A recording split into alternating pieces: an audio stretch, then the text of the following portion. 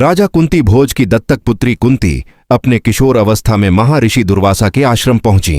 उसने ऋषि दुर्वासा से शिक्षा प्राप्त करने का सोचा।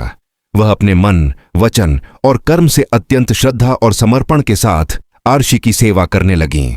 उसकी भक्ति और सेवा से प्रसन्न होकर ऋषि दुर्वासा ने कुंती को एक दिव्य मंत्र प्रदान किया और कहा, हे पुत्री, जिस भी देवता का आवाहन करके तुम इसे झपोगी, वह देवता स्वयं तुम्हारे समक्ष प्रकट होंगे और तुम्हें अपने समान एक दिव्य बालक का आशीर्वाद देंगे। एक दिन जब कुंती सूर्यदेव को जल अर्पण कर रही थी तो उसके मन में मंत्र की शक्ति को परखने की इच्छा जागी और सूर्यदेव का आवाहन कर मंत्र जप किया।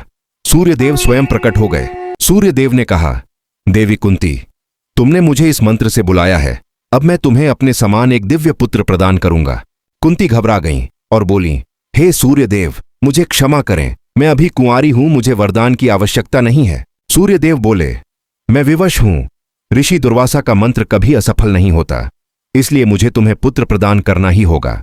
सूर्यदेव का एक अंश कुंती के हाथों में प्रकट हो जाता है। सूर्यदेव उसे दिव्य शक्तियां और आशीर्वाद देते हैं।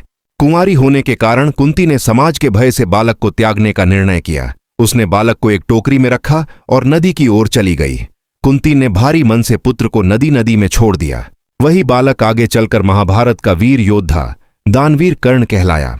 सूर्यदेव का अंश होने के कारण उसे सूर्यपुत्र कर्ण भी कहा गया। ऐसे ही इतिहास से जुड़ी कहानी जानने के लिए चैनल को सब्सक्राइब और बेल आइकॉन को दबाएं।